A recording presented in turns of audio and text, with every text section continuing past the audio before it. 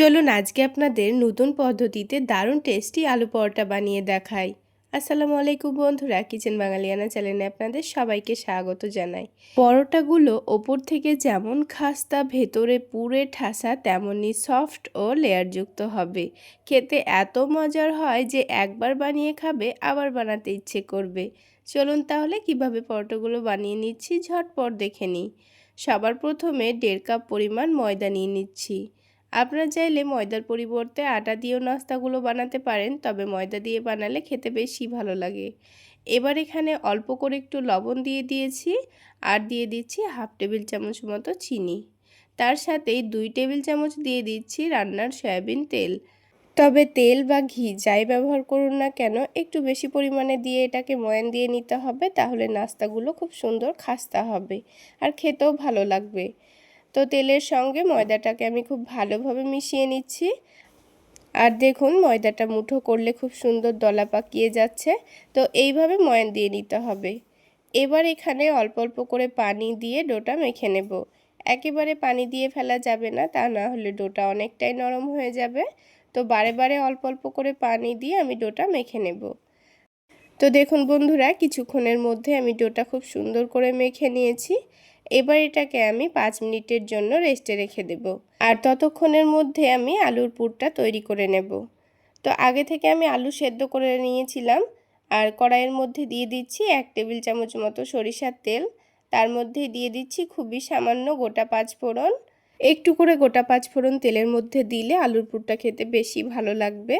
তারপর দিয়ে দিয়েছি থেতো করা রসুন। এবার রসুনটাকে একটু লালচে করে ভেজে নিতে হবে। তো দেখুন কিছুক্ষণের মধ্যেই আমি রসুনটাকে খুব সুন্দর করে ভেজে নিয়েছি। তারপর একটা বড় সাইজের পেঁয়াজ কুচি করে দিয়ে দিচ্ছি। পেঁয়াজটাকেও কিন্তু আমি লাল করে ভেজে নেব। পেঁয়াজটা যখন লাল হয়ে ভাজা হয়ে যাবে তারপরেই এখানে আমি কিছু গুঁড়ো মশলা দিয়ে দেব। তো দেখুন খুব সুন্দর করে পেঁয়াজটা আমি ভেজে নিয়েছি। এবার এখানে দিয়ে দেব একটা ছোট সাইজের টমেটো কুচি। আপনারা চাইলে এখানে টমেটো সসও ব্যবহার করতে পারেন। তো যেহেতু আমি কাঁচা টমেটো দিয়েছি তাই টমেটোটা ভেজে নেওয়ার পর কিন্তু গুঁড়ো মশলাগুলো দিয়ে দেব। তো ঝালের জন্য আমি কাঁচামরিচ কুচি দিয়েছি আর স্বাদ মতো লবণ দিয়ে দিয়েছি। লবণ দিয়ে টমেটোটা ভেজে নিলে খুব তাড়াতাড়ি টমেটোটা গলে যাবে। তো দেখুন বন্ধুরা, কিছুক্ষণের মধ্যেই টমেটোটা কিন্তু খুব সুন্দর গলে গেছে। এখন এখানে বাকি মশলাগুলো দিয়ে দিচ্ছি। খুবই সামান্য পরিমাণ দিয়েছি হলুদের গুঁড়ো, ভাজা জিরা গুঁড়ো আর দিয়ে দিচ্ছি ধনে গুঁড়ো।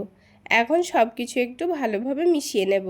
গুঁড়ো মশলাগুলো দেওয়ার সময় অবশ্যই গ্যাসের ফ্লেমটা লোতে রাখতে হবে, তা না হলে মশলাগুলো পুড়ে যেতে পারে। এখন দেখুন একটু মিশিয়ে নেওয়ার পর এর মধ্যে 2টো মিডিয়াম সাইজের আলু আগে থেকে আমি সেদ্ধ করে ম্যাশ করে নিয়েছি। আলুটা দেওয়ার পর দিয়ে দিচ্ছি 1/2 টেবিল চামচ মতো চাট মশলা। তার সাথে 1/2 টেবিল চামচ দিয়েছি চিনি আর দিয়ে দিচ্ছি ধনেপাতা কুচি। এবার একটু ভালোভাবে মিশিয়ে নেব। এইভাবে আলুর পুরটা আপনারা একবার রান্না করে দেখবেন খেতে ভীষণ টেস্টি হয়। তো দেখুন সব কিছু একসঙ্গে ভালোভাবে মিশিয়ে নিচ্ছি। আর মেশানো হয়ে গেলেই কিন্তু আমাদের আলুর পুর রেডি। এখন এটাকে আমি নামিয়ে রাখবো। আর এইদিকে 5 মিনিট হয়েও গেছে। এখন এই ডোটাকে আবার একটু ভালো করে মেখে নিতে হবে, তাহলে ডোটা এমনিতেই খুব সুন্দর স্মুথ হয়ে যাবে। তো 5 মিনিট রেস্টে রাখার জন্য কিন্তু ডোটা আগের থেকে অনেকটাই স্মুথ হয়ে গেছে। তো এবার এই ডোটা থেকে মিডিয়াম সাইজের কয়েকটা লেচি কেটে নেব। এবার একটা করে লেচি নিয়ে এভাবে লই তৈরি করে নেব। তারপর আমি রুটিটা বেলে নেব। তো বেলে নেওয়ার জন্য এখানে আমি অল্প করে একটু ময়দা ছড়িয়ে দিয়েছি। তারপর পাতলা করে আর বড় করে রুটিটা বেলে নেব।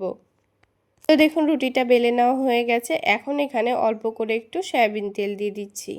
তারপর রুটির চারিদিকে খুব ভালোভাবে মাখিয়ে নিয়েছি আর অল্প করে একটু ময়দা ছড়িয়ে দেব। এবার এখানে 2টো ভাঁজ দিয়ে নেব। তো আমি এই পরোটার মধ্যে খুব সুন্দর একটা লেয়ার দেব, সেই জন্য এখানে কিন্তু 4টা ভাঁজ করে নিচ্ছি। আবারও একটু তেল মাখিয়ে নিয়ে ময়দা ছড়িয়ে দিয়েছি। তারপর আবারও 2টো ভাঁজ করে নেব। দিয়ে এই পরোটাটাকে আমি চৌকো শেপেই কিন্তু বেলে নেব।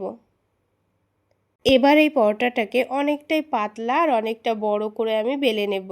তার জন্য আবারও অল্প করে একটু ময়দা ছড়িয়ে দিয়েছি বেলার সুবিধার জন্য। তো দেখুন পরোটাটাকে কিন্তু আমি অনেকটা বড় আর খুব পাতলা করে বেলে নিয়েছি। এবার এই রুটিটার চারিদিকে আমি পানি লাগিয়ে দেব, তাহলে নাস্তাগুলো সেট করতে খুবই সুবিধা হবে।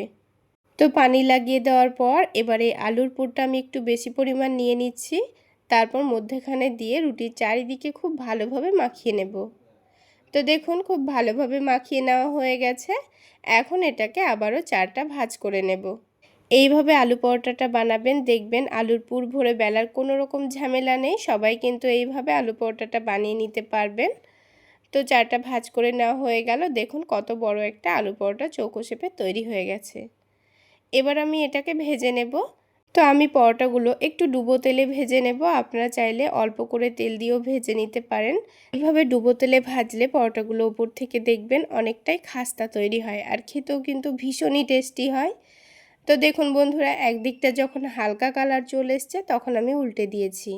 অপর দিকটাও হালকা কালার আসবে তখন উল্টে দেব। এইভাবেই তো কয়েকবার উল্টে পাল্টে আমি কিন্তু পরোটাটাকে একটু খাস্তা করে ভেজে নেব। একটু সময় নিয়ে ভেজে নিলে দেখবেন পরোটাগুলো খুব সুন্দর খাস্তা এবং মুচমুচে হবে। তো দেখুন একটা পরোটা আমার ভাজা হয়ে গেছে। এবার আমি তেলটা ভালোভাবে ছেঁকে নিয়ে তুলে নিচ্ছি। ঠিক একইভাবে আমি আপনাদের আরও একটি পরোটা ভেজে দেখিয়ে দেব। এবার ওই বাকি তেলের মধ্যে আমি কিন্তু আরও পরোটাগুলো ভেজে নেব। তো দেখুন বন্ধুরা, একদিকটা ভাজা হয়ে গেছে, ঠিক অপর দিকটাও একইভাবে ভেজে নেব। এই পরোটাটাও যখন খুব সুন্দর কালার চলে এসছে তখন আমি তুলে নিয়েছি। তো বন্ধুরা, আজকের এই আলু পরোটা রেসিপিটা আপনাদের কেমন লাগলো অবশ্যই কমেন্ট করে জানাবেন। আর ভালো লাগলে একটা লাইক শেয়ার করে দেবেন। আর আমার এই সহজ রেসিপিগুলো যদি ইউটিউব চ্যানেল থেকে দেখে থাকেন তাহলে চ্যানেলটি সাবস্ক্রাইব করে দেবেন। আর ফেসবুক পেজ থেকে দেখে থাকলে পেজটি ফলো করে দেবেন। তো দেখুন বন্ধুরা, সবগুলো পরোটাই কিন্তু আমার ভাজা হয়ে গেছে। আর ওপর থেকে দেখুন কতটা খাস্তা হয়েছে আর কতটা নরম, মুখে দিলেই মিলিয়ে যাবে। খেতে এত মজার হয় বন্ধুরা, একবার বানিয়ে না খেলে স্বাদ বুঝতেই পারবেন না। তাহলে আজকে এই পর্যন্তই। সকলে অনেক বেশি ভালো থাকবেন, সুস্থ থাকবেন।